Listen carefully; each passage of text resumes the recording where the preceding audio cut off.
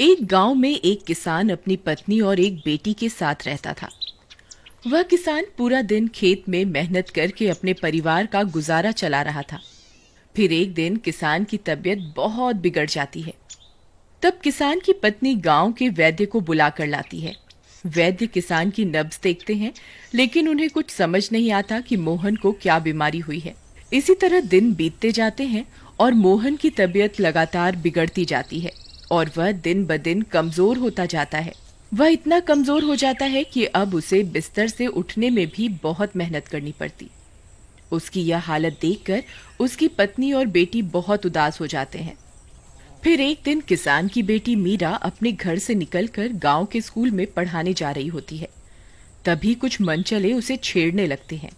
ओ मेरी राम प्यारी, किधर चली? आजा मेरी गाड़ी में बैठ जा, तुझे सैर करा दूंगा।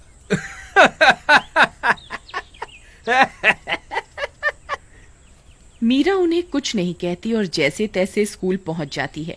फिर स्कूल से वापस आने पर फिर से वे लड़के उसे छेड़ने लगते हैं। ए मीरा, तू मुझे बहुत पसंद है। अपने बाबा को बोल कि वो तेरी शादी मुझसे करवा दे, नहीं तो मैं तुझे तेरे घर से उठा लूंगा। मीरा बिना कुछ बोले डरते डरते अपने घर आ जाती है। क्या हुआ मीरा, तुम इतनी घबराई हुई क्यों हो? कुछ नहीं माँ, बस ऐसे ही थोड़ा थक गई हूँ। और बाबा की तबीयत अब कैसी है? ठीक नहीं है बेटा, उनकी तबीयत तो दिन ब दिन बिगड़ती ही जा रही है। मुझे तो समझ ही नहीं आ रहा इन्हें कौन सी बीमारी हुई है। तुम घबराओ मत, भगवान सब ठीक कर देंगे। अब तुम जाओ और अपने कमरे में आराम कर लो। फिर मीरा अपने कमरे में आराम करने चली जाती है। अगले दिन सुबह होने पर मीरा फिर से स्कूल में पढ़ाने जा रही होती है। तभी वे मनचले लड़के उसे फिर से परेशान करने लगते हैं। ओ मेरी रानी, क्या बात है? आज तो सूरजमुखी का फूल लग रही हो। चलो मेरे साथ, तुम्हें गांव की सैर करा देता हूँ। तभी एक मनचला जबरदस्ती उसका हाथ पकड़ लेता है और जबरदस्ती उसे अपनी बैलगाड़ी में बैठने को बोलता है। मुझे छोड़ दो, नहीं तो मैं अपने बाबा को बोल दूंगी। अरे हम तो डर गए। हे भगवान, हमें बचाओ। अगर इसके बाबा यहाँ आ गए तो हम सबकी खैर नहीं। अरे तुम्हारे बाबा अपने बिस्तर से उठ तो सकते नहीं है, भला वो यहाँ आकर हमारा क्या बिगाड़ लेंगे?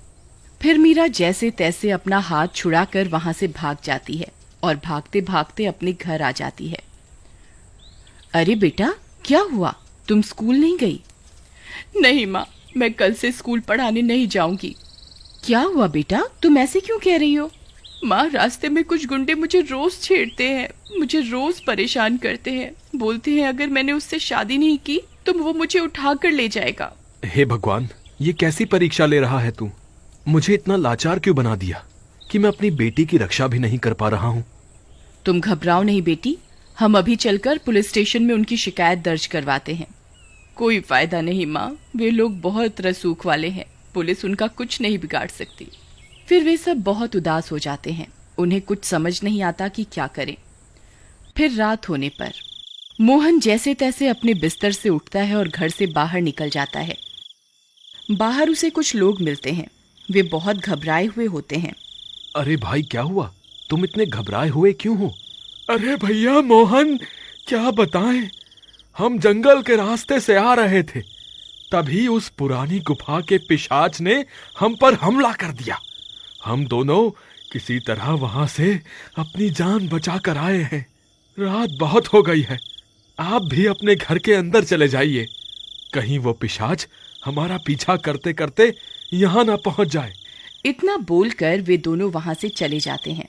यार, मैं तो वैसे ही अपनी जिंदगी से परेशान हूँ, भला वो पिशाच मेरा क्या बिगाड़ लेगा?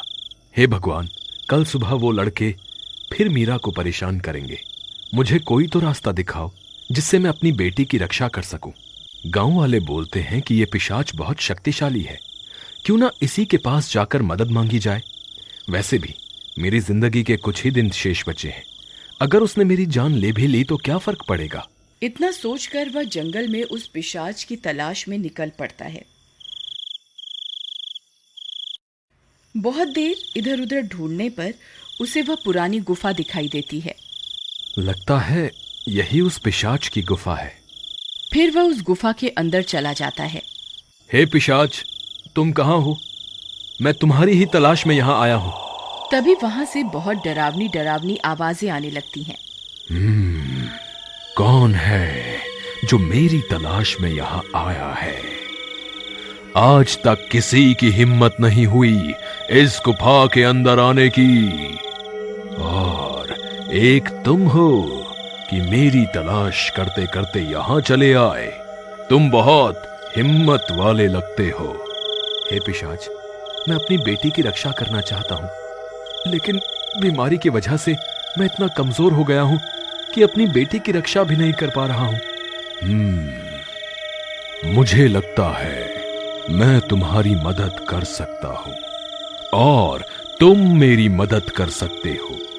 मुझे तुम्हारे जैसे हिम्मत वाले आदमी का ही इंतजार था, जो मेरे श्राप को अपने ऊपर ले सके और मैं इस अंधेरी गुफा से आजाद हो सकूं। भला ये कैसे हो सकता है? तुम मेरा खून पी लो, जिससे तुम्हें अपार शक्ति का एहसास होगा, और उन शक्तियों की मदद से तुम अपने दुश्मनों को हरा पाओगे, और बदले में मैं आजाद हो जाऊंगा। बोलो, तुम्हें मंजूर है? ठीक है, मैं अपने परिवार की रक्षा के लिए कुछ भी करने को तैयार हूं। तो ठीक है, तैयार हो जाओ। फिर पिशाच अपना खून निकालकर मोहन को देता है, और जैसे ही मोहन उस पिशाच का खून पीता है, उसमें बहुत सारी शक्तियां आ जाती हैं और वह पिशाच श्राप मुक्त हो जाता है। मोहन, तुम्हारा बहुत बहुत धन्यवाद, जो तुमने मेरा श्राप अपने ऊपर ले लिया। अब मैं भी एक आम आदमी की तरह जिंदगी बिता पाऊंगा।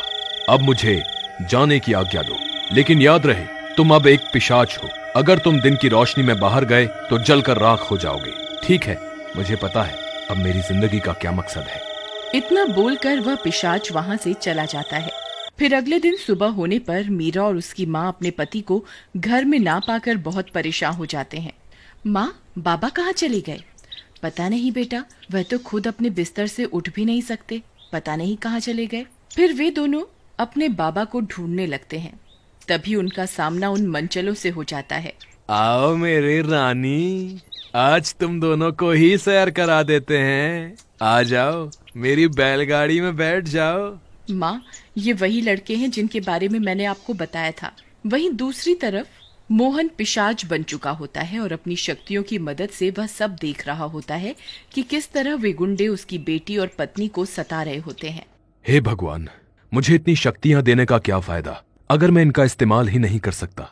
अगर मैं धूप में इस गुफा से बाहर निकला तो जलकर खाक हो जाऊंगा। हे भगवान, अब आप ही मेरी रक्षा कीजिए। तभी डरावनी डरावनी आवाजें आने लगती हैं। आसमां में अचानक से काले बादल छा जाते हैं। हर तरफ अंधेरा हो जाता है।